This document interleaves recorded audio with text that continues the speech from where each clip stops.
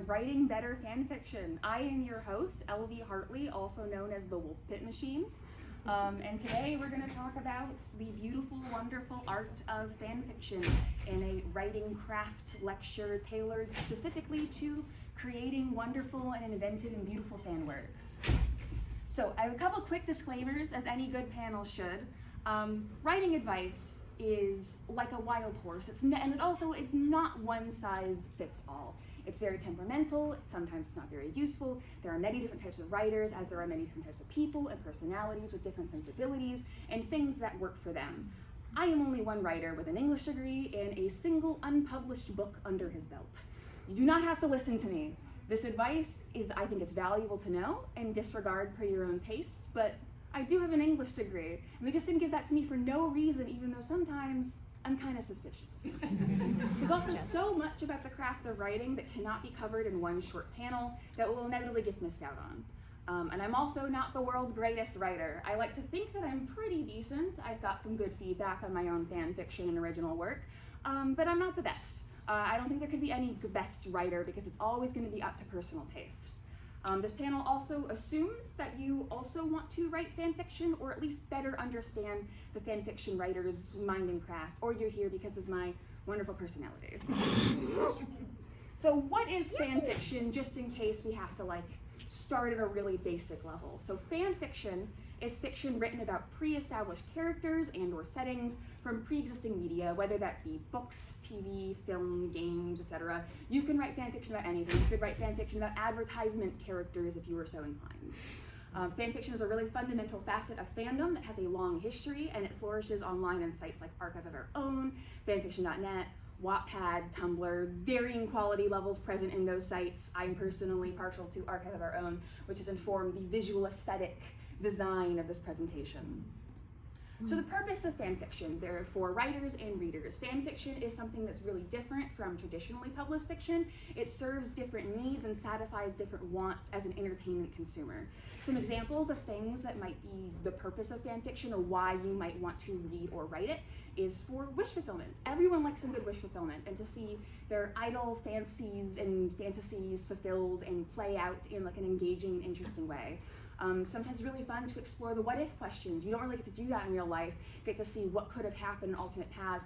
And sometimes it's a little bit too sad to think about your own personal life's what if. So you're like, I want to think about my favorite guy, my favorite fictional character. What if something else happened? What if they didn't die in canon? What if something just wildly crazy, alternate universe style type of thing happened? It also scratches that itch for something specific. Say you might have very niche tastes that aren't really catered to in the traditional market for media of any kind, or you just have very specific interests that you want to see played out in an interesting and engaging way. It also allows you to prolong your enjoyment of a work. There's a big problem with a lot of fandoms having varied life cycles based on how much the fandom is able to keep it up and keep it going. And fan fiction is a really important way to, in a set specific community, just continue to foster the love of a piece of media and interpret it in new and exciting ways that keeps it fresh and enjoyable for everyone. There's also individual purposes of character exploration. Like I said, you might have your favorite guy that you want to think about more in different ways, or you're just really interested in this particular psychology that you want to see how it could play out or would behave in certain situations. There's, of course, shipping. A lot of people really like shipping and gravitate towards fan fiction for shipping purposes. Sometimes you want to see multiple of your favorite guys just together, just push their heads together. It's also great for building community. With fan fiction, you can have a easily built-in audience by writing works based off a piece of media that already has devoted fans that are emotionally invested in the source material. So you can easily find your people and connect with them over your shared love of a piece of media or a series or anything that's having to do with that really brings you in. And there's also, you don't have to do extra work. Writing fan fiction versus writing traditional original fiction, you don't have to do the work building up an emotional attachment from the readers to the characters, because they're usually coming in with an already established relationship and regard and consideration. So there's a lot of things in fan fiction you don't have to do that you have to do in original fiction. And this is a little bit of a tangent, but a pet peeve I have is when people call original works fanficky, and I mean it in the bad writing sense. But when people say it's fanficky, they should mean they're not putting in the effort to make people like attached to these characters. They're expecting you to already be signed up and on board with them and doing things that someone who is writing a fanfic would be able to get away with, but not writers of original fiction.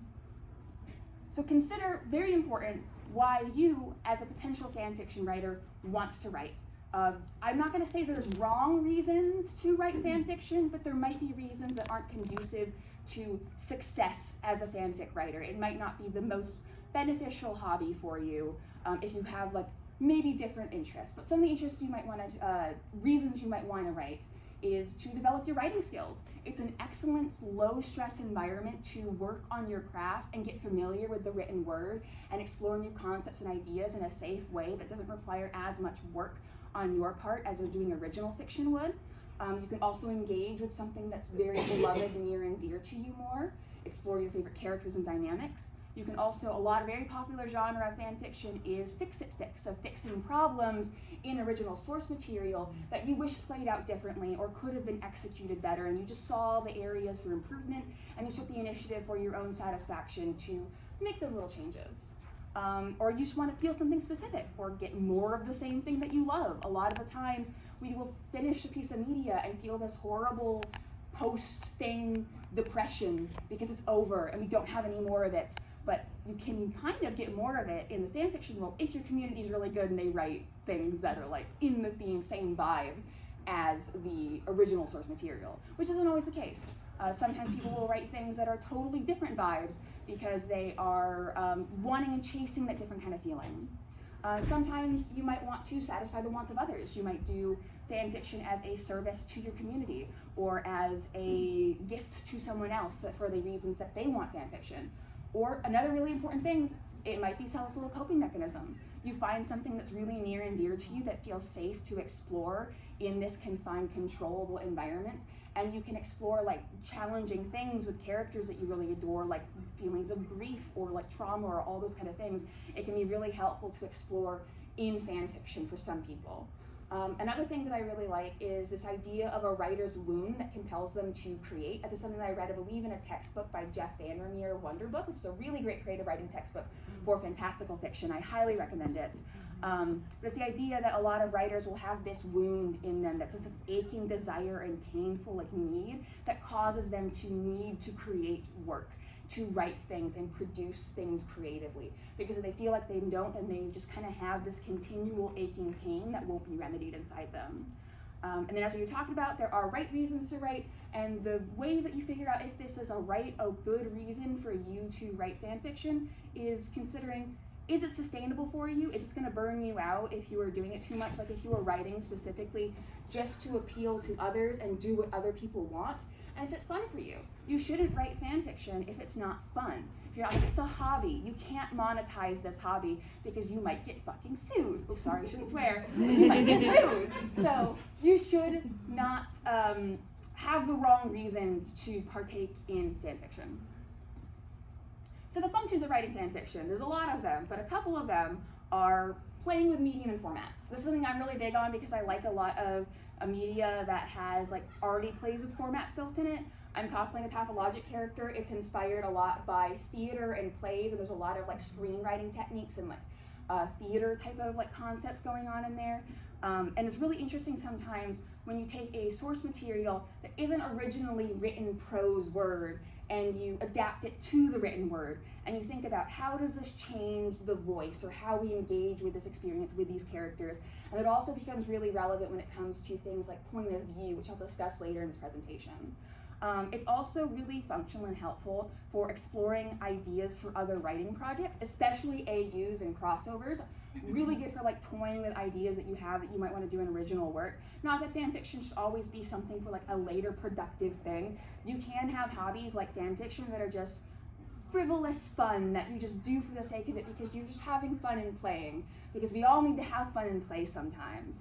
But like published fiction has sprung from these type of origins.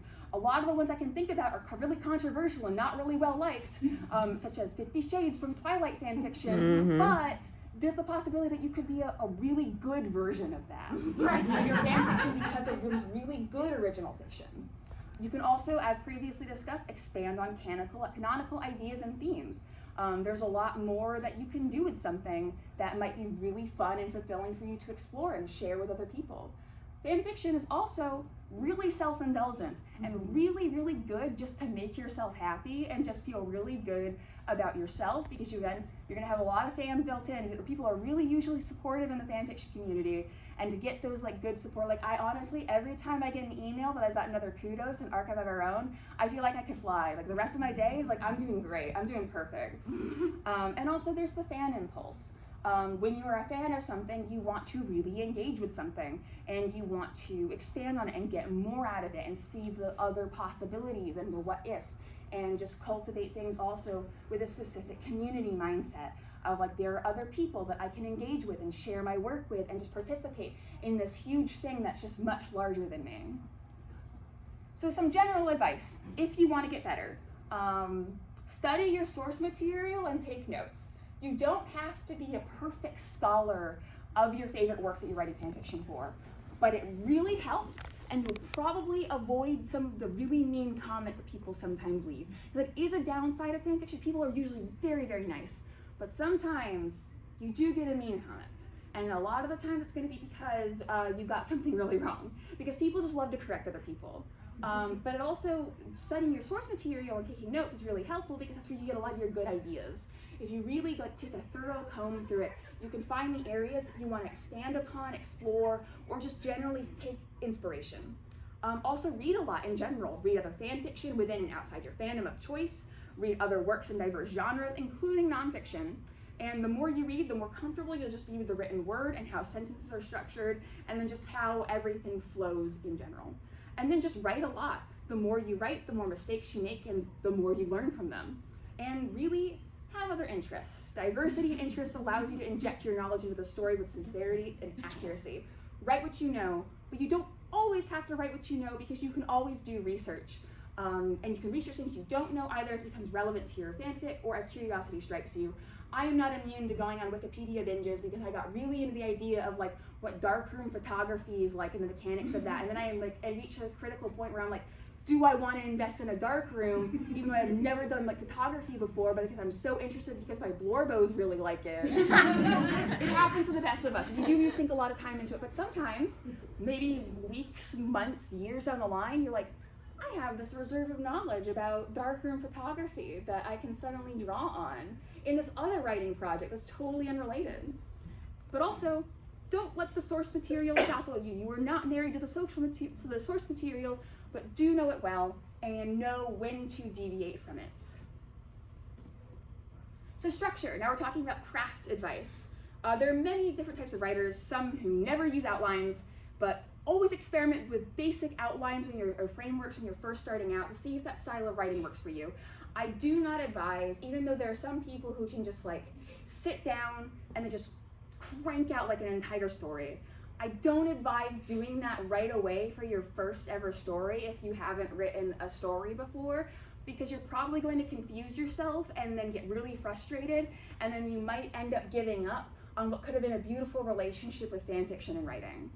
So do try to experiment with outlines at first, but if it doesn't work out for you, you don't have to stick with them. And also consider what kind of structure you might need for your story itself. Don't feel obligated to inject one artificially, though, to satisfy a rule. A beauty of fan fiction is that it's so self-indulgent, it can be really meandering and not really have a plot, because we're more here about the characters or more about tapping into specific vibes and feels or all those wonderful vague words. You don't really need to have any specific things, and so don't force it if it's not working. And also, it would be beneficial, though, to learn the rules of classic story structures before you break them, or simply just use them as loose reference. Examples of this, drawing on my English degree knowledge of these words, Freytag's pyramid, the hero's journey, 3-act structure. You don't have to really know these in and out, or like know how to apply them or identify them in other pieces of media, but just kind of know basically what they are. And if you feel like you're ever struggling with trying to structure your story or plot things out, you can just use it as a good frame of reference to just get your thoughts and your notes in order. And yeah, also study your source material story for structure ideas. If you are struggling or you're stuck, honestly, just going back to your source material is just a really great way of referencing things. And I mean, you're never going to go wrong from emulating the source material. No one's going to sue you for emulating your source material because you're already doing something that you kind of shouldn't be doing because of legally, but like if you don't, you're not making money off of it, you're fine. So point of view. Point of view is one of my favorite subjects. There are 3 primary different point of views, a little bit of flavors of each one. There is first person, which is using the pronoun I, like I did this, I went here, I did that. Second person, where you use the word you, or like you did this, you went here, you did that.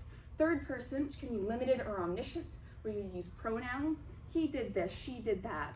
And limited or omniscient, limited means you are only getting the thoughts of one or like a couple characters sometimes, whereas omniscient is you're getting access to the thoughts of all the characters. And there's also past tense and present tense. Generally, the most manageable point of view for beginners is third person past tense. First person is really tempting for a lot of people because for a lot of people, your inner monologue is usually going to be in first person, and you are tempted to do that. But first person can be a turnoff for a lot of people, especially if it's done poorly and it's being done in present tense. It's as an association for a lot of people with bad YA fiction, and I'm not a YA hater, but a lot of people have just been burned by this audience group of fiction that it's left a sour taste in a lot of people's mouths. So you don't always have to consider catering to the views, preferences, taste of your audience, but it's something that's helpful to consider if you want to make work that is enjoyed by people and get a readership, because sometimes if you're not fully like doing this for other people, it is nice to have readers that say nice things to you and give you little likes and internet points. Also, it depends on how close your point of view is, but really consider how the narration or voice changes when you're tied to the psyche of particular characters. What I mean by this is you might use different word choice based on the experience of a certain character. Like a very scientific-minded character will use like clean, clinical language and technical jargon. You also think about like what comparisons someone make, what the frame of reference is. This can be really important if you're writing something that is like in a fantasy medieval setting versus a modern setting. You're not going to have a character in like a fantasy setting like make a reference to something that exists in the modern world or like a concept that doesn't exist back then. They're going to only have frame of references for things that exist in their entire world and frame of reference. And also what their interests and their knowledge and passions are is also going to really influence the kind of comparisons they make. The example I provide in the PowerPoint is that like a swordswoman will probably draw visual comparisons to things that she sees to weaponry, because that's what she knows really well and is able to recognize those patterns and shapes and objects really well. You just really consider like the general lens that a character views the world through. What kind of information is the character going to focus on? What are they going to ignore? What's going to really stand out to them? They're obviously going to gravitate towards things that are more interesting to them or lines with their personality. If they're very paranoid, suspicious type of person, they might be over-perceptive to things. There's a lot of things that really, really benefit from really understanding your character and figuring out how you can use that to flavor your writing in an interesting and engaging way. And also, something really fun to consider, how does your point of view differ from the source material? Are you writing from the perspective of a character that was not the main character or a point of view character in your original source material? Do you have to invent a lot of these things, or are you using the point of view of the actual canonical main character that is in the written prose form? And how much does your writing mirror that of the original source material? There's a lot of interesting things you can use there, and you can also draw a contrast between your fan fiction's point of view differs from the source material, but it's for a reason, because there's something going on there. So there's a lot of ways that you can play with it and have a lot of fun, and also just really understand your character better and get the subtle little things that if people notice, it's really rewarding for everyone involved. So character, we touched on this a little briefly, but a really big tip I give for writing character is consider writing character profiles or sketches of your characters. Just compile information from wiki sources or anything you can find on the character, like notes that you took while you were like consuming the original source material, and just kind of gather, also just get the idea of like, what is the essence of this character? How can I portray this character in a way that reads this character and doesn't strike anyone as being really out of character, unless you are writing something that's intentionally out of character, or you're doing something that is so alternate universe that's far removed from the original source material and the character.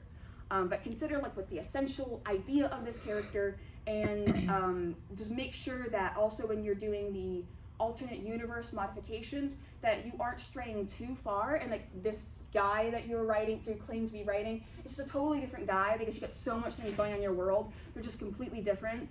You want to make sure that people are reading your fan fiction, they're still getting some of that guy, and like you need to make sure that there's like not a case where like there's none of that guy to be found, because then why are we here? Because we want to find our guys sometimes. But sometimes they're just there because they really like your writing, especially if you've been in the fan fiction game for a while, you've built up like an audience, like a reader base, you got some subscribers depending on the platform you're on. Some people might just be there for your writing. But usually, even if you're putting it in the tags for whatever fan fiction platform you're using, they kind of want to see the guy. Yeah. So like you got to do that. Also for characters, you want to ask questions to fill in the blanks and develop your own supplemental headcanons for this character, because you're not going to be able to have a piece of media where you get to see your guy in every situation. So you know exactly what this guy does in every situation. You probably wouldn't want to write fan fiction if you've seen like a piece of media where like this guy experiences literally everything there is to experience in the entire world, because what is there going to be to write about? You're just going to rehash the same ground. So you're going to have to fill in a lot of blanks, develop your own personal headcanons, and sometimes it's a balancing act because you're like, well, what if my headcanons for this guy doesn't line up with someone else's headcanons for this guy? Is that going to cause strife? I'm like, yeah, some people aren't going to like it if you have different ideas of what this guy is like. But you have to ultimately write fan fiction for yourself, because you are the one that is having fun and doing this activity. And if there's a clash, this is not your problem, someone else's problem.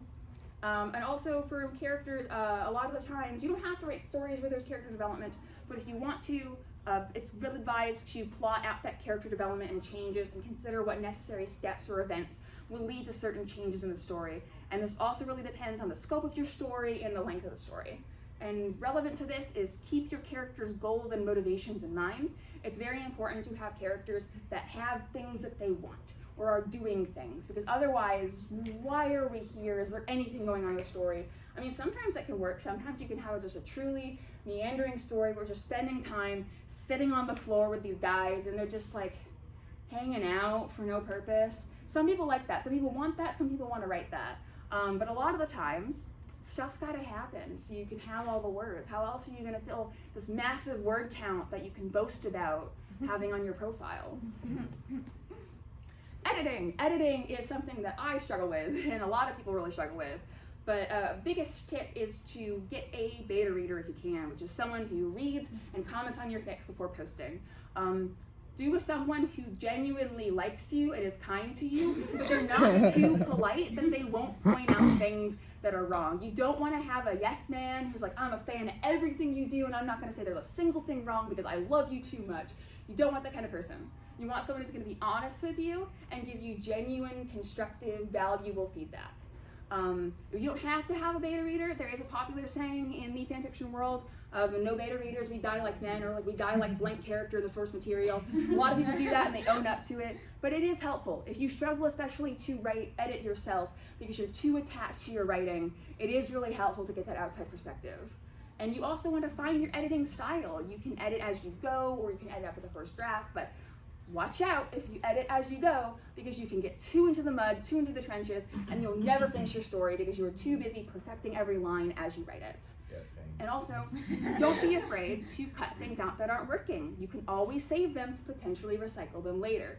As long as you don't publish it or post it, no one's going to know that you wrote that in the first place. So if it doesn't fit or doesn't work now, you can just put it into a document that is like the graveyard, and you can pull it out later whenever you need it. And also, I really suggest if you have a hard time editing your own work because you're too attached to it, take a break, please. Take a break from the time that you wrote it to the time that you edit it. And if you are like me and you're a little bit of a forgetful person, you might even forget that you wrote it. So you're not going to be personally attached or judgmental or think that your edits to your own work is an attack on your character. And I also recommend reading out loud so you can sense the flow and make sure things work properly. Sometimes you don't realize how busted a sentence is until you try to speak it out loud and you're like, oh, I don't know if that's English anymore. That's really different. And also remember that not everything has to be perfect. Readers are generally very forgiving of errors in the 100% free stories you are providing them. Again, 100% free. Do not sell fan fiction. some common mistakes, things to look out for, and I've indicated which ones are big ones that I've seen many people cite as reasons that they click off fics. So this is very important if you want people to read your fics and if you're not just 100% writing your fics just to like satisfy your own self and have fun playing with the English language or whatever language you're writing in. Improper use of dialogue tags and punctuation. This bugs a lot of people because if you can't tell when someone is talking or what they're saying, you kind of got a problem. And you've probably seen a lot of those posts where it's about like the importance of emphasis or the importance of a comma and how that could really change the meaning of something. And like, especially like in lists, when you're like, if you don't use the right comma, you might really confuse people with what you're talking about. And you don't have to be perfect about it. And I still don't even know the entire strict rules of punctuation and grammar. It's really vibes based. I got through an entire English degree based purely on the vibes. Never take a grammar class. But if the vibes are off, it'll be off for your reader, and they might take issue with it and click off your fic. Another big thing on topic of dialogues, multiple dialogues in the same paragraph from different characters. Traditionally, you want to have an entirely new paragraph, a line break, when a new character starts speaking, because otherwise people are going to sit there and be really confused about who's talking. I don't understand who's talking. I don't know what's going on. This is confusing, and you might get people thrown off, and I think a character says something really out of character, or they just get really just disoriented and they have to read through your like lines again, and they're just like, it's just a huge mess. Another confusing thing, changing tense unintentionally. This is something I'm really guilty of, honestly. It's really easy to like get in the vibes where I'm like, yeah, it makes more sense for the sentence to be using past tense, even though I've been talking in present tense this entire time. And to do it the other way is weird feeling, but it is the correct way. So you do sometimes have to bend yourself a little bit out of shape to make it correct, because it will throw some other people out. And it's very easy to do without realizing it. So then sometimes, even reading over my work and editing with a very fine-tooth comb, I miss mistakes like this. It's something that people will usually forgive you for, as long as you're not doing it egregiously and you're just constantly flip-flopping between past and present tense, and you're like, I don't know where we are right now. I don't know what's going on. I don't know what perspective we're seeing the story from. I'm really confused. Also, inconsistent formatting, really big thing. Please do not post your fan fiction in one wall of text. That is really hard to read and really hard to tell when to take pauses and breaks. In the same way, it just feels like you're just talking and talking and talking, and you don't have a moment to take a breath. And you don't know when one idea ends and another idea begins, and everyone just gets lost and confused and jumbled, and we just feel like we're in just a huge slurry here. Typos. I usually find, and I didn't mark it as being a big one, people are usually pretty forgiving of typos, as long as it's not typos that dramatically alter the meaning of something or makes it completely indecipherable. But like minor typos that are like understandable, common, forgiving, people usually don't mind, but it is something to look out for, and it is something that usually, when you've posted a fic and you realize you made a really silly typo afterwards, it's the thing that you're gonna beat yourself up over the most. So like, do it at anything as a favor to your future self that is gonna be like, oh man, everyone thinks I'm foolish because I used the wrong word, I used defiant instead of definite. Like, and no one else cares more than you care, truly. But like, look out for it. Lack of variety in sentences is a more minor thing, but you don't want to have sentences that are like super short, and you also don't want to do what I do a lot of the time, super long, comma-filled sentences that are just going on and on right after one another. Some people get really tired when you do that, and I've been told my writing is very dyslexia unfriendly for the way that it goes on, and I'm like, you know what? Fair. I could serve to do better, but I don't have to be perfect when I'm giving you the advice. I'm giving you the things that I learned. Superfluous commas, another thing I just said I'm really guilty of. Sometimes I subscribe too wholeheartedly to the belief of, when in doubt, add a comma. Sometimes, not always. And telling versus showing. You don't want to just exposition dump and just tell everyone what's going on. You are not writing wiki summaries. You are writing stories. You want to be in the scene. There are some times where telling benefits, and I honestly don't mind this one too much because I love a good info dump. But a lot of people don't like that and will be really drawn out of the story. And it's just general advice to just kind of keep a good balance. Don't overdo it on the telling. Unclear pronoun references. This can get really confusing, especially when you have a lot of characters that use the same pronouns, and we just got multiple she's in the scene, and I'm like, I don't know what she we're talking about here. And you have to like be specific, and you have to kind of give like people clues about which one you're talking about. But you don't want to fall into certain quote-unquote fan fiction sins. The biggest one I can think about is referring to people by their hair color in really silly ways. Like, what is a brunette?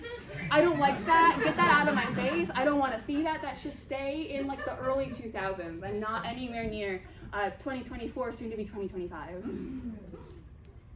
So some things to remember. If you choose to put your work out there, people might comment on it. And be prepared for potential constructive criticism and negative comments. Constructive criticism is a good thing because it's usually given in a kind, generous, helpful spirit. People are doing it sometimes because they just really get a kick out of being right, but a lot of the time they're doing it because they genuinely want to see you improve and do better. But then there's some people who are just really rude, and they will leave mean comments because they've just got bitterness in their heart and they just have a desire for evil and destruction. And you can't do anything about that. And just the best thing you can do is just sit there and be like, wow, this person has personal problems that are not my problem. Delete their comments and just ignore it and move on with your day. And even if they go like, I'll write you a super long comment, just delete it. Don't even bother reading it. That's what they want. They want you to read it. Just delete it. It's better for you to just delete it. And also, we talked about this a lot, but do not get paid for fan fiction. This enters really tricky legal territory, not just for you, but for fan fiction writers as a whole. Do not get paid for fan fiction. Bookbinding fan fiction is also a really shaky, questionable territory that is better to avoid. But just don't get paid for fan fiction. And if you are trying to get paid for fan fiction, roundabout ways where someone gives you a gift and you happen to oops, slipped, fall, wrote them a one-shot. But still, avoid doing that, except on the really down low. But I'm saying don't do it. And remember, fan works are also meant to be transformative. You're not just copying the entire text of something or ripping something off entirely wholesale. I don't know who would want to read that for the most part, but just fan works are tend to be transformative. This also plays into the legal territory of fan fiction. And don't burn yourself out. Do other things other than writing fan fiction. Do not make writing fan fiction your entire thing for a while, because you will burn out really aggressively. I did that for a while, where I just did nothing but work on my fan fiction for a whole week, and I could not touch that fic for a long time. So it stayed on chapter 3 for a very long time, and I'm glad I haven't gotten any comments being where is this fic going to continue at some point? I'm waiting. I'm glad I haven't gotten any of those comments yet, but I live in fear of the day that I do. And then I have to guiltily open up that fic again. And hopefully control myself this time. And also, if you are posting your fan fiction anywhere, tag your work appropriate to the contents. You want to tag your work appropriate so you can find the readers that want to engage with your work. And so people who would not like your work do not touch your work, because you just don't want to subject someone to something that they're just not going to enjoy. And you have some little bit of responsibility in the matter of making sure that you label something correctly. Think of it as a case of, it's less serious than this, but think of it as a case of just allergen warnings and ingredient warnings. You do not want to, particularly with more sensitive topics, if you're writing about darker subject matter, you do not want to give someone a really bad day mental health wise. So if you are writing darker fiction especially, you want to make sure that everything is really appropriately labeled.